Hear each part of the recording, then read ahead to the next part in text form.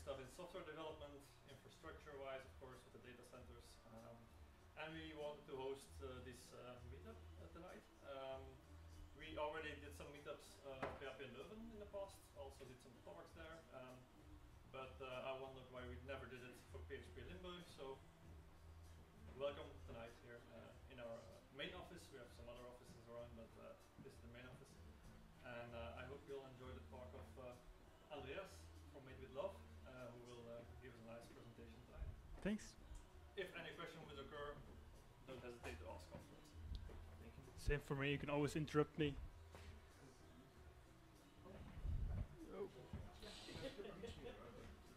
Oh, that's the wrong talk.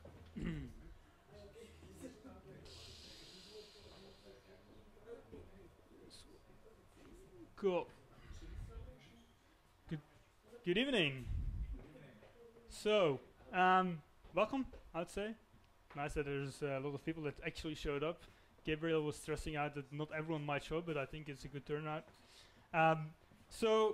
Before I start, Gabriel asked me to give a presentation. I sent him a list of presentations, you could pick one, and he picked a very short one.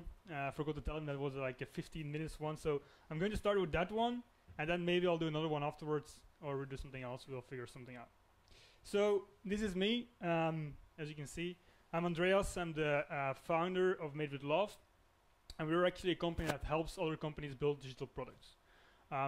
We work for mainly start and scale-ups, assisting existing teams, but also working on fresh projects from the start for startups. You can check our website, there is a lot more information on what we do. So this talk is a little motivational talk, or demotivational if you want, and it's the title is the following. On the meetup pages was not entirely correct. It's very important that it says why programmers / we, because I'm also a programmer, never managed to make a product. Of course, a very bold statement, right? But I think it's kind of true. So why is that the case? So, and actually this is about, I'm talking about when I talk about projects like these kind of side projects that you want to do, right? It's not your client's work, or it's like these small things that you want to do in your free time, or this little thing you want to work on. And there is 3 reasons why we fail at doing so. So first of all, we're programmers, right? The fact that we're programmers makes it very hard, because programmers want to write code, right? And writing code is not always necessary for making a product. And that's because we're programmers, we're always going to dive into like technical solutions and trying to use the most fancy things that you can imagine, but that's really not necessary in a lot of cases. So you can actually make products without writing too much code. And that's something that we as programmers need to think about when we start on some side projects. Also, as programmers, and that's maybe also blunt to say, is when we work on these kind of side projects, we almost never plan. We have this idea, like, okay, we're going to make this nice little tool that I can use in the command line to do things, and you just dive into like programming. But before you don't really think about it before you start. You just start building it, right? That's at least what happens with me all the time. And then third is that we don't do research. Actually, we don't check if what we're going to build is actually if anyone wants to use it. We just say, if it's interesting for me, probably it's going to be interesting for someone else as well. And that might be the case, but that might also be a very false assumption to make. So, to prove my points, I'm going to take some examples of my own, right? The projection is pretty small, but I hope you'll be able to see them. So, who knows this tool? It's called the HTXS tester. Maybe some people used it before. It's a tool that a lot of people use on a daily basis. It's really crazy. It took me like half a day to write it. I think 8 years ago or something. Right now we're going to refactoring and we're cleaning it a bit up because it was really, really messy code. That's also a lesson learned, I'll tell you later. But it's like a tool that we built, and actually I think it's on the 3rd place still of referral traffic to our website. So there is like only a small link here to our website, and of course the logo, but still it drives a lot of traffic to the Made with Love website, and it took me half a day to build it, and a lot of people like it, and it's really crazy how fast it went and what happened with it. I would say when I say a lot of people, it's like really in the hundreds of thousands. So it's great. It's fully static. That's why it works so fast as well. So then this tool, maybe some people have used it as well. It's a Semver package wait, packages semverse checker. This is a tool that we built in analogy for the npm semver package checker, and it's actually linked on the official Composer documentation. So if you go to the Composer documentation, and they tell you can use this tool by made with love to check which version of a package you should use in which in your project. Also, this I think it was done in like 1 day or something by 2 people in our company. Very small effort, but again, we're officially linked. It's very important, of course, for your SEO, but also people also use it a lot. Anyone who works with WordPress here? No? Some people know this thing. No? The WP CLI, right? So a little people know it, but I created this thing. So this is the command line interface for WordPress, like Drush for Drupal, right? And when I was bored during my exams in like 2010 or something, I started creating this, and it's now driving a lot of websites in the world because Automatic, the creators of WordPress, they're using it on their infrastructure. So the whole WordPress.com is running on this this thing I wrote. And if you calculate that 30% of the internet is actually running on WordPress, which is really the case, or 30% of all the websites in the world are running on WordPress. If you would take a small fraction of that, I think I can still claim that like 0.1% of all the websites in the world use my code, which is pretty nice. Time spent on it, about a week, right? And then something magically happened. I was working on it, and I put it on the internet, posted on like Hacker News and stuff like that, and then people started picking it up. And it went extremely fast. I think 2 or 3 months later, there was a guy that started implementing Composer in it. I was like, yeah, I don't know anything about this shit, Composer. Just do whatever you want. I think you're smarter than me. Take it over from me. And he took it really from what I wrote, which is like very stupid code. Especially, I took a lot of stuff from Drush as well. And he built it into something that is really huge now. So last year, not last year Christmas, the Christmas before that, actually Mats Woolenberg, the founder of WordPress, he mailed me like, can we please incorporate this in a WordPress foundation? So it's now also part of WordPress itself. I think that's pretty neat for something that I really spent little time on. So I like to take credit for it, but actually the actual work wasn't done by me. I mean, I had the idea, so that's probably what counts the most. So it's pretty cool. Again, very small investment, but a huge turnout. Not going to explain this one.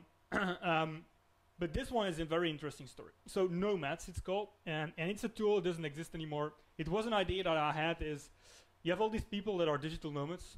In our company, we're a remote company, so we have also people traveling around and stuff like that. And you have all these people, they go to travel around the world for a year and stuff like that. And what do they do with their stuff, right? You cannot just put it with your parents for a whole year, or you have to rent this kind of storage box. But then you have those people, and that happens a lot, that stay behind. Like those people that go to Australia, and then you never see them back. Yeah? Probably all of you know someone like that. And all their stuff is then in that storage, and then they need to find someone to get it out. And so we had the idea is, what if we make an online storage for physical goods? So what was my idea is, you would sign up for the service, we would send you some boxes, and actually you can send the boxes back to us, we store them for you, and whenever you need them, we send them back to you. Very simple idea, right? And the whole catch was that we would send them anywhere in the world.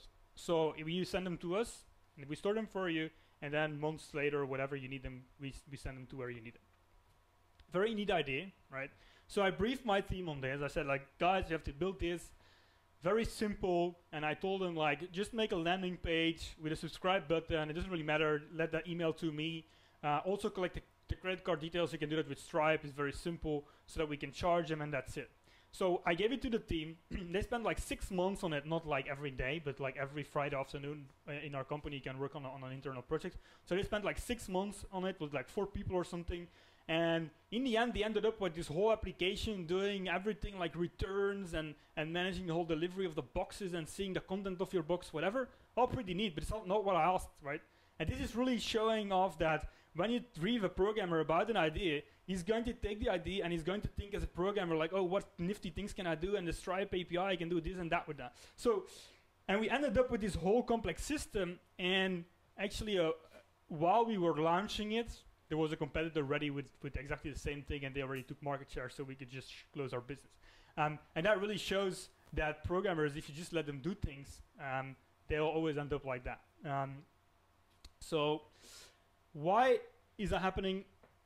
The question is, of course, how is that happening? So, and how do we solve it from happening? First of all, before you start on something, brainstorm, right? Sit together with a couple of people, also check with people which are not technical, like, is this idea a good idea? Think about how they would use it. Yeah, get some input, right? Second, start building it. Don't care about code quality if it's a side project, right? Just try to get something into the market as soon as possible. I know it's a controversial thing, especially for programmers, to say don't care about quality, but when you program something, you always need to think about what are we going to use the end result for? Is it to test something, or is it like really production code that will need to be there for years? So just make it work. Can be very hacky, it doesn't really matter. That's what I did with the HCXS tester. That's what I did with the WP-CLI for WordPress. It was very hacky stuff, but it took off and it found its way into like being used by a lot of people. And then third, that being used by a lot of people is also very important. Market it. It's not because you build something and you put it out in the market that people just going to find it. You have to spend time on like doing marketing for it. Like if it's a programming tool, you put it on Stack Overflow, you put it maybe on Hacker News, on a Reddit subreddit somewhere. If it's another idea, you can put some advertising against it. But you have to do that. Otherwise, you're making something for no one, except maybe for yourself. That's also a good thing, but you're never going to get big by doing so. So some pitfalls. Again, 3 things. The clean code thing, I already mentioned that. Really not necessary to make clean code if it's not, first of all, not for a client, and if you know that maybe one day you'll start over again anyway, or that maybe you just throw it in the garbage bin. So in our company, like Gabriel was asking me, do you still code? Yes, I try to code, and we have these Friday afternoons where people can actually do whatever they want, and I try to code things myself as well. Like a couple of weeks ago, I reprogrammed our telephone system, like the calls that come in and to where are they routed, what's called telephone, yeah, whatever, VBX it's called. And I really like doing that, and it keeps me on top of things, but the code, you don't want to look at it. But it works, right? It works and it's perfectly fine. And that's something that you have to keep in mind. And then if it really needs to be good, then what I will do is I'll give it to some of my people and they make it good, right? Then the second thing is feature galore. That's what we had with the Nomads thing. I asked for a very specific small thing, right? And they came up with this, like, all the features that they could imagine, and that's really what you don't need. So try to stick to, like, very simple functionality. To give you an idea, the WordPress command line interface, you can do a lot of things with it today. Like, you can do database migrations, you can, like, export full websites, import full websites, whatever. When I started it was doing very simple things. And it was, like, activating a plugin, deactivating a plugin, adding a user, removing a user, something like that. But I made it in such a way that it was pluggable, and that's also what made it a big success, that other people could write plugins for it, so that that the functionality would increase a lot without even having that in my system. So try to trim the scope very small to make sure that you're only doing what's needed for your product to be successful. And then that's something that we as programmers are very, very good at. It's something I call launch fear. So it's the same with open source contributions. So everyone here in this room can do open source contributions, right? Doesn't really matter how good of a programmer you are, even if it's updating documentation, whatever, that's still doing open source work. But a lot of people, they are afraid to do so because people can see this publicly, right? People can see what you're doing. Maybe I'm not good enough to make this change, this pull request to WordPress or to Laravel or whatever. And getting over that is very hard, but once you're over it, there is like a whole world that opens up. And it's the same with a product. People think the product is never good enough, right? But your product is never going to be good enough. Just one point in time, you need to decide, okay, it's good enough for now or what we need, and you just ship it, and people will love it or won't love it. And if they don't love it, yeah, then you have to think about what the problem is. But if they love it, then you only start making more features and expanding on it. So these are lessons learned from 10 years or even more, like 15 years of playing around with side projects. Some of them have been successful, but also a lot of them have been in the garbage bin. So to summarize, it's a nice computer, just stupid image. There's 2 other things I want to say. First of all, whenever you make something, and this is a sentence I really like, ship small chunks of finished product, right? Don't ship small chunks of code, right? Ship small chunks of finished product. So whenever you make something, like we take like 4 hours a week to work on our own projects. Whenever in that 4 hours, at the end of those 4 hours, try to get something finished delivered, not a pull request finished, no, finished feature, finished product. I think that's very important. And then second, try to cooperate with other people. Alone is alone. Like if you want to do open source work, it's very nice to like just join a project, and you will always be welcomed by the people on the project. And if you're not welcomed by the people on the project, then it's a stupid project and you don't want to contribute to it. I think that's also very important.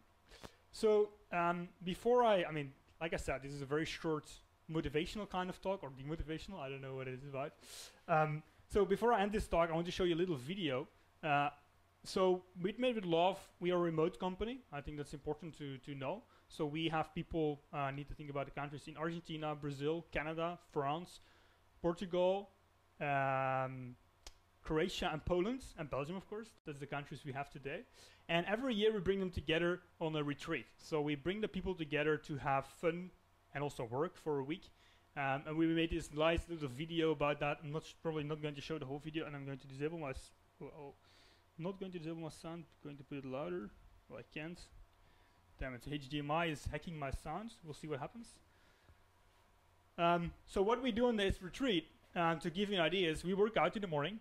So you'll see Martin sitting there working out here in a bit. So this is him. So we work out in the morning every day with the people that want to do workouts. Then in the rest of the day, what we do is we do workshops, we do presentations. Like everyone in the company has to give a presentation in the morning. So that we do a lot of knowledge sharing. So that's why a lot of our people, you will see them speaking at meetups. Like tomorrow there is someone speaking at PHP Ghent as well. In 2 months I'm speaking at PHP Ghent. So we're talking a lot. I think also on Friday there is someone in Brazil giving a presentation at a conference. So we really like doing so. There's also time for fun, as you can see. So we do these kind of crazy things, like this is again Martin. There's a nice shot of Martin in this video. So we rent out like a sailing boat, and then we go sailing and for a day and stuff like that. What else did we do? We went on a hike. A lot of swimming, of course. It was in Greece, in Kos, by the way.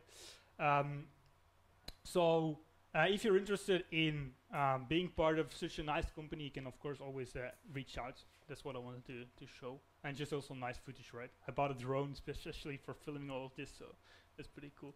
This is one of our team members. He's an Olympic swimmer, so you can see his style. He competed in the Paralympics. He has something with his hips. So there we go. So thanks for that. Like I said, I'm going to give either another presentation, or if you want, we can also do like an Ask Me Anything. I don't know if you guys would like to do that. So either I give a presentation around legacy stuff, so probably maybe some people are interested in how to deal with legacy, or we can have an Ask Me Anything where you ask me anything. Should we do a vote or something for that? Who wants to do an Ask Me Anything? So who wants to ask me questions? 2 people. So who wants to have a presentation on legacy? Okay. It's not legacy code. It's also about legacy code, but it's not only about legacy code. And then there is like this. I think we have desserts, right? So it's coming. Apparently, I like desserts, so I'm going to take a break for having the dessert. And after the break, I'll do the presentation about the legacy stuff. Okay. Can we ask you questions now? Yeah, sure, of course. Yeah. Shoot, whatever you want. Yes. I expected at least. You can click on the button that turns green, and then you can talk. Normally my voice is more but we are enough to reach everybody. It's for the recording. I lacked the most important answer. The program is never finished. That's also true. That's why you don't have to have the launch fear. So you're never done. That's for sure. So if that's your idea that you're never done, you're never going to get something delivered. So no, you will always want to make it more perfect, but yes, there is no perfect program. Yes, I have a blog post on Medium. You can search for it. It's called "Does Code Need to Be Perfect?" It's a lot of people read it still today. I think it's 2 years old. This is really about that thing that as a programmer we always try to make the perfect code, but first of all, perfect code doesn't exist, and also most of the time it's not necessary to be perfect. Not saying that we make shitty programs or that we should write shitty code, but you should really think about like what kind of level of quality do I need for this project, basically. Because as a programmer, there is never an end. Yeah, You can that's always improve, yeah. But the question is it that's necessary? but That's it's not needed. yeah, of course. Any more questions? Just thanks a lot for the presentation, Sure. Andrea. I want to know what's your thinking process when to find ideas. Like, Oh, where do you find your ideas? it's just random. It's really most of the time it's people challenging me or me having a problem. So don't try to come up with ideas. That's not how it works. Don't try to sit in the couch in the evening and think I want to make an open source project. What I'm going to make. That's not how it works. All successful startups and also open source projects, they evolve out of a need, right? So either you see a need in the market. That's what I had with the WP-CLI. Actually, I was struggling. I was the CTO of the Next Web. Everyone knows the Next Web, right? The huge, media outlet in the Netherlands that also organizes the Next Web conference. I was their CTO, and we were managing 54 WordPress websites in a WordPress network. And they were all on the same server, but they were all different WordPress instances within something that was called a WordPress network, I think it is. And back then, when I wanted to, we had like one team that was deployed to all the different sites, but every site had like a sub-team, whatever. And when I needed, for example, to install a plugin on all of the sites, I would have to go into the admin interface of each site, enabling the plugin, so 54 times. So I'd have to make this checklist, like, did I do it for this site? Yes. But it has to be done like at the same moment because you do a deploy and then you have to go. And that was like a huge trouble. And then second, I also had this problem with database migrations that in WordPress, everything is stored in the database in terms of like settings and stuff. And it was very hard to pull it out of it. So instead of doing that, I thought like, what if I can write I was doing my deploys with Capistrano, which is like a deployment system for Ruby actually. And I figured like, what if I can use command line interface to interact with WordPress to do these things for me when I do a deploy. And that's how I started doing it actually. That's what the original idea was. So you see it's out of a need. I never use it myself. So I get a lot of requests to talk at WordCamps still, which is like the WordPress conferences. I did like 2 or 3 times, but I haven't used WordPress in like 6 or 7 years. But still people try to get a hold of me for talking. So it's really, don't just like sit there and come up with ideas. Another thing is people challenge me, and I really like that. Like Martin will be able to elaborate more on that. But if you challenge me, I'll build something. So I remember this time over lunch on a Friday once that we were playing with Twilio, the like phone company. Like it has an API for phone, like for telephone systems, and I was thinking of like making this kind of prank system where I would call someone. Actually, there would be a web interface. You would put in a YouTube URL and a phone number, and it would call someone, right? It would play the sound of the YouTube video and record the reaction of the person. It was pretty neat. And so they challenged me. I said, can you do that? I said, yeah, sure, I can do that. That's very easy to do. Like, oh, no, never. I said, I can do it in 1 hour. And then I start programming and I get it done in 1 hour. And that's what I really like. I still have that project and I use it sometimes to fool with people. So this kind of things, that's really what triggers me and like lets me do these kind of things. Another thing is in the inbox, the one example I didn't show, there was a slide on it, but I didn't show it.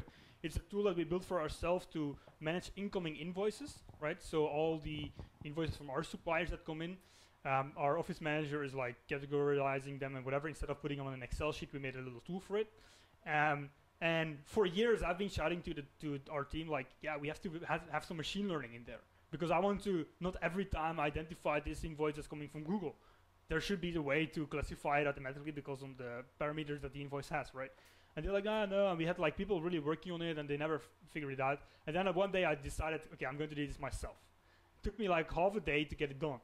And it was really because when I program something, most of the time I think completely out of the box. I hack stuff together. It's like stupid command line scripts that don't work at all if you don't know how to use them, but I get my end result. And then only when I see the end result, I start making it like more standardized and more clean, you know? And so that's, yeah, so if you challenge me, that's also something that works. Yeah. Cool. What are you working on for the moment? Sorry? What are you working on for the moment? For me, myself, Private project. currently I don't really have the time for for side projects, I mean, we're pretty busy.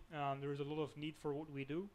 The last project I worked on was actually the whole machine learning thing. I think that's, or I know, the last thing I made is, like, we have this Monday call we do with the team where we do this because we have all these remote people. On a Monday, we have like a 15 to 30 minutes call with the whole team members to give like a briefing and stuff like that. And as a joke, I started giving weather updates, right, from Belgium. Like at the end of the call, I would say like, yeah, the weather this week is going to be blah, blah, blah, just as a joke, right? And people were making fun of it, whatever. And then one point in time, someone said, yeah, but why don't you give the weather information of all the locations that we're at? It's like, yeah, okay, I'd have to go, I was doing it out of my head, so I'd have to like really research it. So I wrote a command for Google Home, like this home thing from Google, and I could say like, hey, give me the weather, and it was going to give me the weather for all the locations of all the employees, and that was then playing in the call. So it was with Google Voice and with Forecast.io as the weather API, stuff like that. So it's the things I work on are more like small experiments to prove things than actual things. But if you want to know what our people are working on, we're working on Team Leader, for example, one of our clients. Yeah, Team Leader. What else are we working on in Belgium? There is a lot of clients we cannot name because it's sometimes sensitive that we work for them. We have a very big project in the Netherlands that we're doing, and we have a couple of clients in the US as well. So, but it's mainly, yeah, working with startup and scale-ups. Yeah. Any more questions? You're all hungry for the desserts? Cool. Super. Okay, we'll take a little break for that.